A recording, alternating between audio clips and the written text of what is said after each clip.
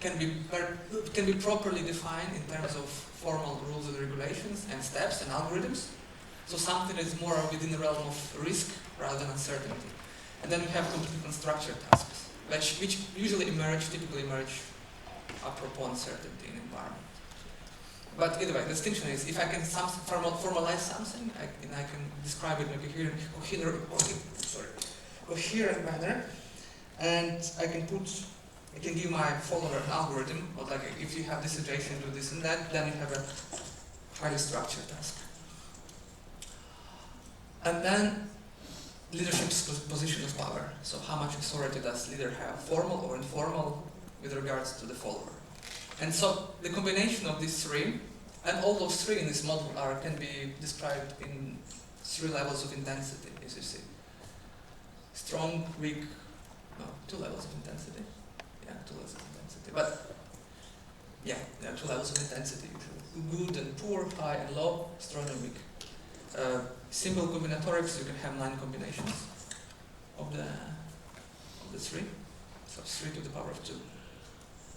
So see how it works. For instance, if I have a good leader-member relationship and the task is highly formalized and I have a strong or even weak position of power as a leader, but still the situation is rather favorable. So what the model tells? The model tells that I can, in response to this environmental situation, I can engage in 2 styles of leadership. The first one is relationship-oriented.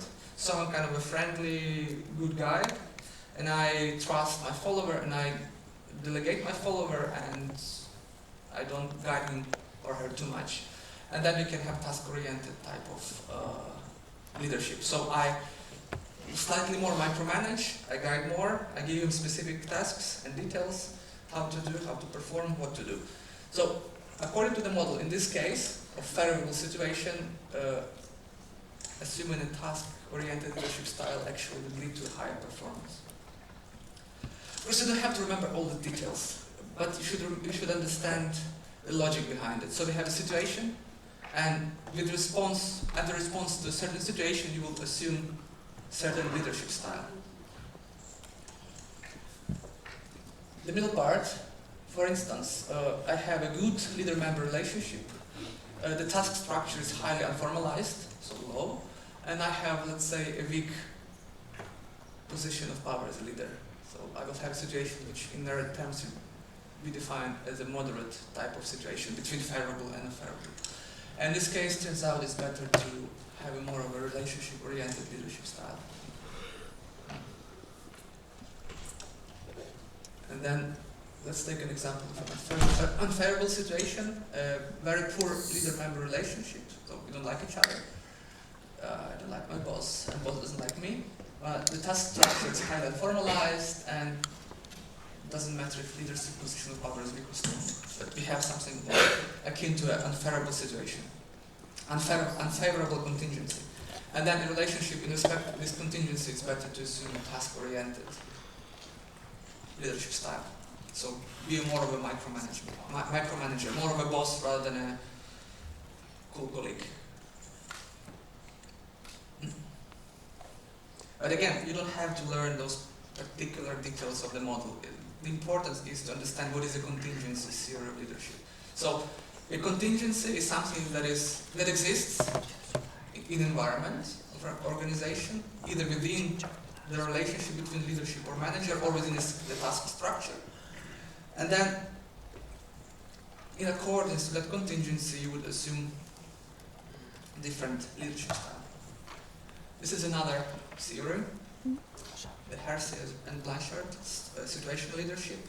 Here, the contingency is defined in terms of performance readiness. So how much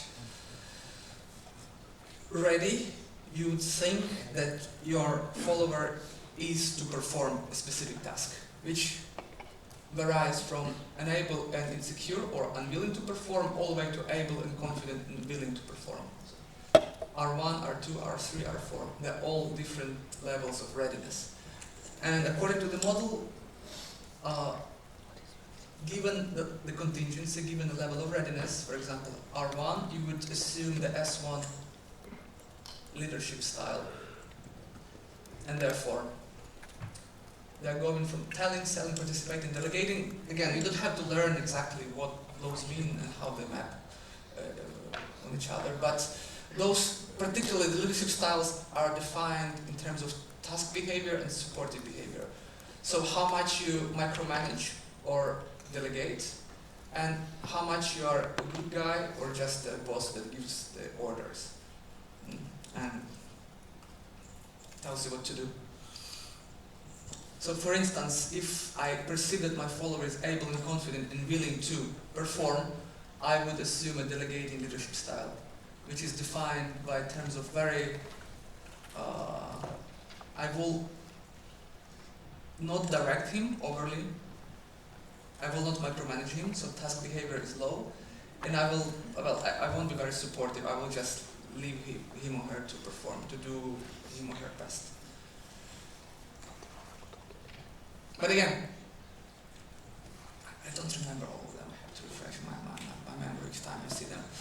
The importance here is there is a situation, a contingency, in this case the performance readiness, how much I think that my employee, my subordinate is ready to perform, and then there are types of response that kind of trigger like a switch according to different categories of, different subtypes of contingency. There's something here that's pretty worrying about this model, and I don't know whether you noticed it or not. But it's something, it's advice for a future when you stumble on some study, some model with that particular characteristic. Do you see it? You should be always a bit weary about it. Do you see what's the problem there?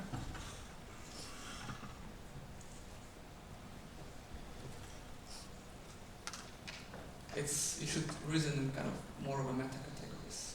It's not about the model itself, not about the content. It's the trademark registered sign. So, clear the model was developed and it's sold online as a model useful for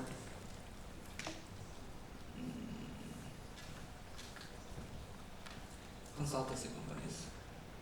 But because it's developed with already some kind of profit in mind, we should also always question a bit the motives with respect to scientific process of those people. So again, even if all of this would turn out to be not true, and there are additional scientific evidence that is not true, well, maybe still want to continue to sell their models, and continue to argue that it is actually true. So be wary of those registered trademarks in the models you're studying.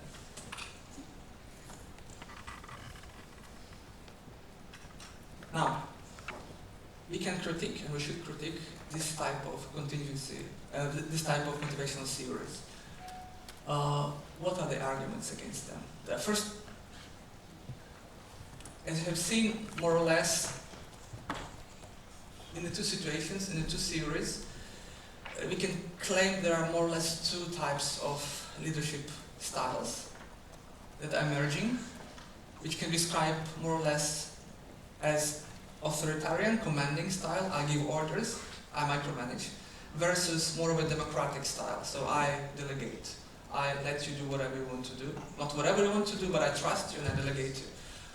In both situations, we can distinguish between propensity more toward delegation and trust, and propensity towards more of a micromanaging and giving specific orders and commands. So there is a large body of research that claims that, in general, on average, democratic leadership styles are better. So the whole notion of answering to contingency kind of crumbles, because if democratic styles are more or less always preferable, then why should we switch towards more of an authoritarian leadership style? And of course, it also assumes something strange, that we can flip the leadership style like a switch.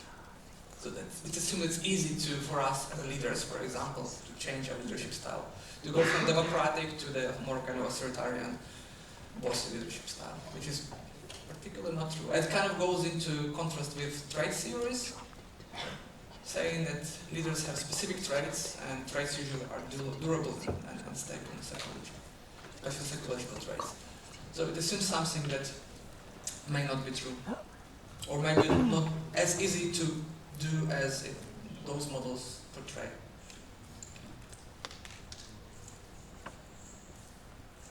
Now, another theory of leadership. So far, we have been focusing on the figure of a leader.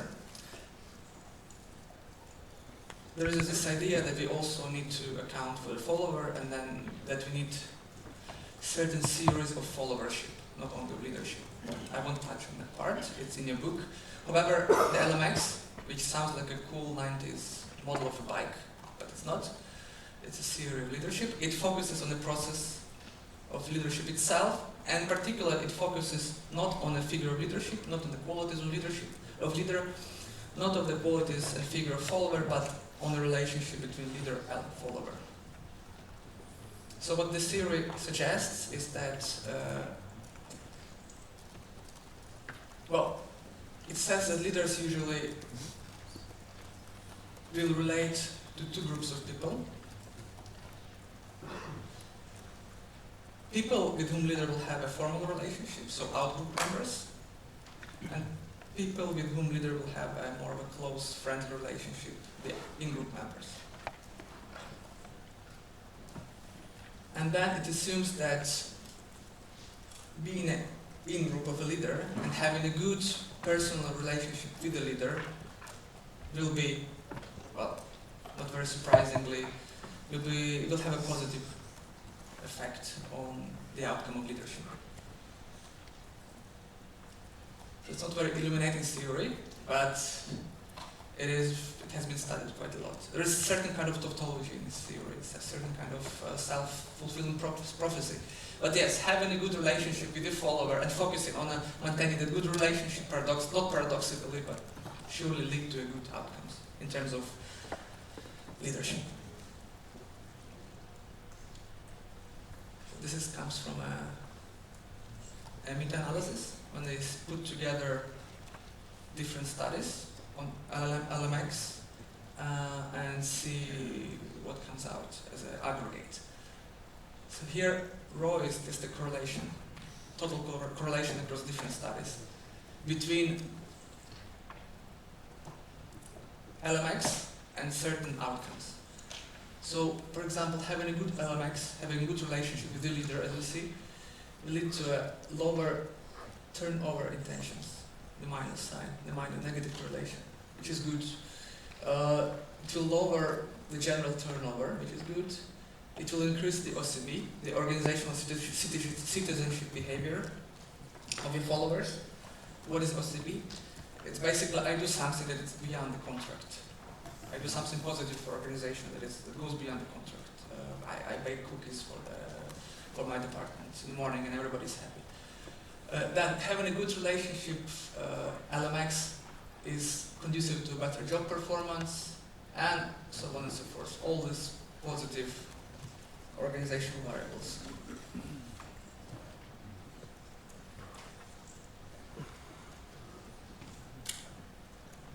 But again, it's not very illuminating per se, because it's almost tautological.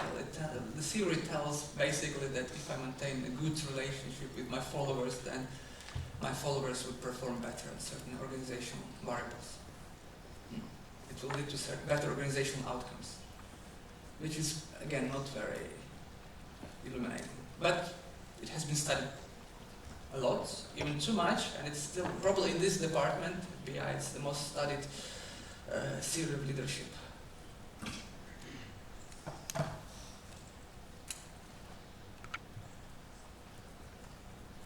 But all of this, we can claim that these three broad categories of leadership can be called, well, classical theories of leadership. Then in the 60s and 70s, we have the emergence of new leadership theories. And why they emerged? They emerged particularly in the relationship to the well, thinking exactly what we have been thinking before. What makes a leader a leader? What is the property of leadership that makes it a distinct category from manager or administrator? What's that surplus determination? What's that hat that a manager would put on his or her head that will make a manager a good leader?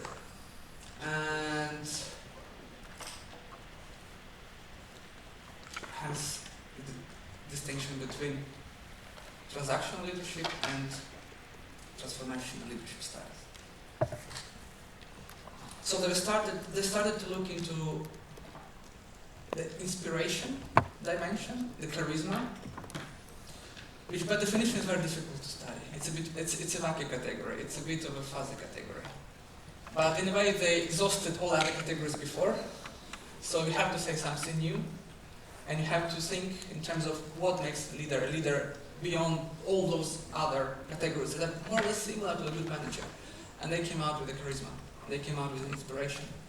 Hence the distinction between transactional leadership styles and transformational leadership styles. So a transactional leader, he or her is more closely related to the figure of manager, actually. So it's a more classical leadership style in which you maintain a certain distance towards your followers, your subordinates. You clearly define goals and tasks, and your relationship is more formal.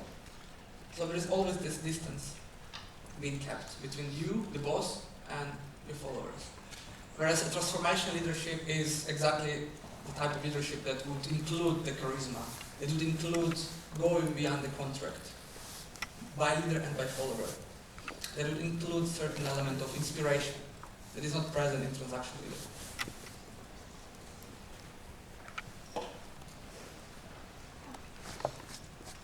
And the emergence of this leadership series, the series of charismatic leaders and transformational leaders, also coincided with the rise in importance of understanding the role of culture in organization.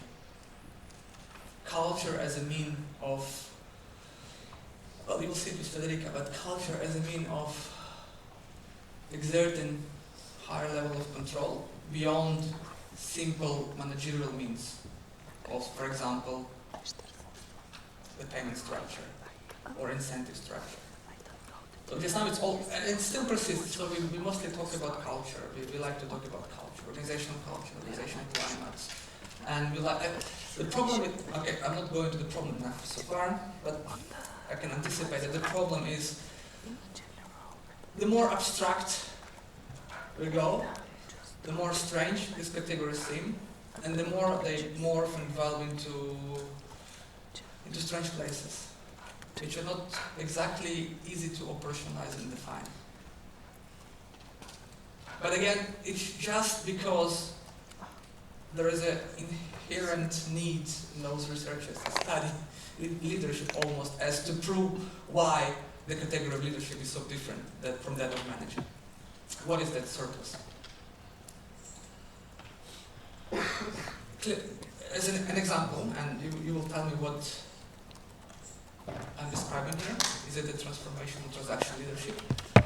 Their day in the office typically involves setting clear goals and objectives for the team, establishing clear lines of authority, and monitoring progress towards those goals. They may also focus on maintaining clear communication channels with their team members and providing feedback and reward for a job well done. In addition, they may spend time on administrative tasks such as budgeting, scheduling, and performance evaluations. They may also spend time on problem solving and decision making. Overall, their primary focus is on achieving specific measurable outcomes through the effective management of their team. So what type of leadership is it? Is it transactional? It's transactional, clearly. But again, if you read through all of this, it seems more like a manager's job rather than leader. It's not how the way we perceive the category of leadership now is mostly through the lens of transformative, charismatic figure. If you get the reference there on the slides, the image and kudos to you. for playing Stanley Parable. Great. Great game. Another scenario. Their day in the office may involve spending time with their team members, building strong relationships and fostering a sense of community. They may also spend time inspiring and motivating their team, communicating a clear vision for the organization, and encouraging team members to think creatively and take ownership of their work. They may also spend time coaching and mentoring team members, helping them to develop their skills and reach their full potential. They will also spend time on strategic planning and decision making, focusing on the long-term growth and success of our organization. Additionally, they may also spend time in external networking and building relationships with stakeholders outside the organization. So, by exclusion, this describes more or less something that a transformational leader would do.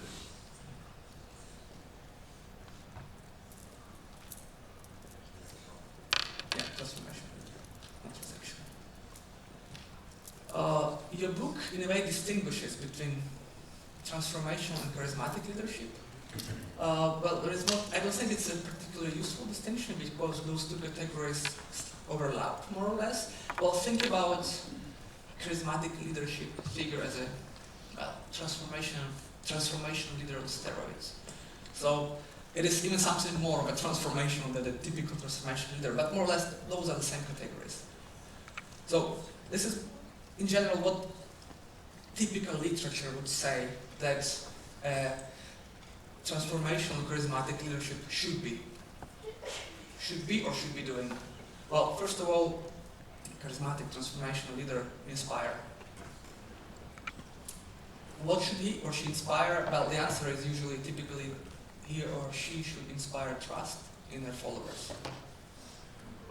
Because trust, turns out, is also a very essential category to the charismatic leadership. Without trust, then you can have the transformational leadership dynamics. So what are the key components of trust? The leader should show competence. The leader should show that he or she is caring about the needs of their followers. It should show certain kind of, the leader, he or she should show some kind of consistency in their behavior. I cannot inspire trust if I am very erratic and I change my behavior from day to day. And today I'm too bossy and seems like I woke up in a bad mood. No. Then the courage. This is another very strange category. How we define even a courage? But okay. A good charismatic leader ideally transmits a sense of courage to their followers. Then the ability of focusing. So it's not only inspiring trust, but also to focus on the organization work.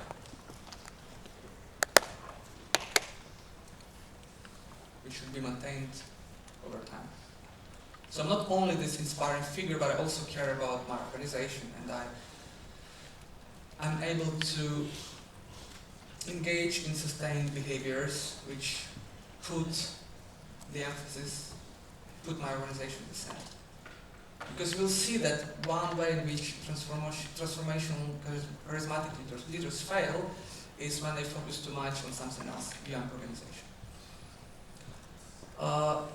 Also, enabling. What does it mean? It means that I am very good at understanding my employees, and I'm very good at delegating them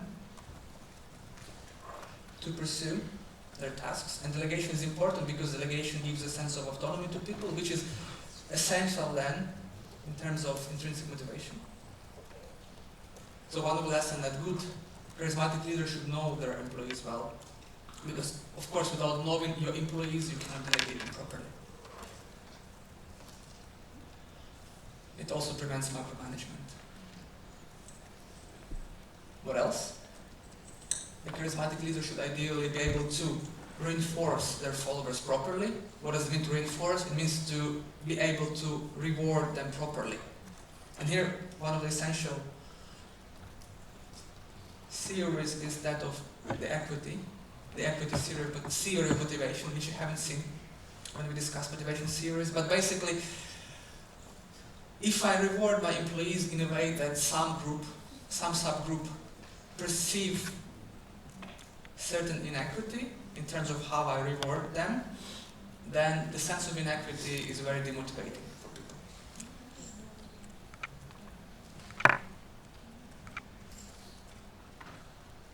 This is a process theory of motivations. We haven't seen a process theory of motivation before. We only focused on content theory of motivation. But remember, I told you the process theory of motivation more likely focuses on can be described by some kind of mathematical formula, and it's just a clear example. So let's say the way I perceive that my outputs, this is me, are related to my inputs. For instance, I perceive that they're lower than the same ratio with regards to other people in the organization. Well, there is clearly an imbalance. There is clearly a perceived inequity. You can also have the state of perceived equity. Of course, these are not numbers, they're perceived, so for each person that might be different ways in which that person perceives something, but it's just a stupid mathematical formula that describes the process. And then, of course, the last situation is when I perceive that I'm rewarded for the same inputs, I'm rewarded more than the other person. And this is also a situation of inequity. So the theory said that the perception of inequity is pretty uncomfortable, and you will be motivated to establish equity in a way. What does it mean? Just two stupid examples. You are paid more than me for the same effort. This is unfair, and I perceive it's not unfair in my regards. I'm going to do something about it, and I ask manager for a raise, for example, until the equity is restored. And then this perception of an equity example, I'm paid more than you for the same effort, this is unfair, and I feel guilty, it happened. I'm going to do something about it, I'm going to put more effort than you to compensate, whatever. This is, in general, how the motivation theory of equity works. It's a perception of inequity, pushes people, motivates people to re-establish equity. Well, I'm talking about equity theory of motivation because, again, charismatic leader should know how to reinforce about their employees. So, reward followers properly and justly. So, it requires a bit of a knowledge, which is very often implicit. You don't even implicit knowledge of theories as a good leader, but knowledge of these implicit dynamics within organization among your followers. Charismatic leaders should enable to learn.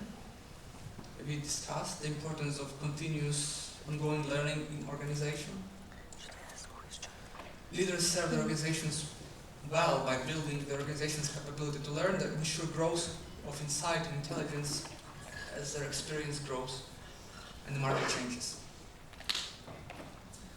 Nowadays also we more and more talk about the so-called learning organization. So the importance of put the knowledge and learning even at the core of what is an organization, to be able to survive the uncertainties of environment, which are getting more and more uncertain due to technological change and other contingent factors. But again, a good leader would be someone who enables their followers to learn continuously properly. Now, I'm anticipating a bit what will follow, but we will discuss the dark side of leadership. But even trying to be a charismatic leader too much, paradoxically can lead to negative outcomes. You can in a way over-inspire, you can be too much pushy in terms of inspiration, and you might even overwhelm your followers. Is trying too much, you can overfocus, and then you will come out as obsessive. You can over-enable, and then everybody will be doing whatever they want to do, and organization won't be organization as such anymore. You can even reinforce too much. And then too much of thinking about intrinsic motivation, and how should I implement them. Well, it might come out as a kind of controlling and manipulating, because at the end, even intrinsic motivation is a mechanism of certain manipulation, unfortunately. Because what you want to do is you want to exercise a certain level of control and obtain certain level of performance from employees. And if you push too much on learning and making completely rational decisions, well, again, you can fall in the trap of analysis paralysis. Because the world is too much complicated and we cannot learn everything. So the idea is we can't do too much. We can be too much of a good charismatic leader, transformation leader, so much so that trying to do too much can backfire in terms of negative consequences on our organization. And here I'm anticipating the dark side of leadership part, which we'll see 15 minutes later. So we'll talk about what actually can go wrong with the charismatic leader.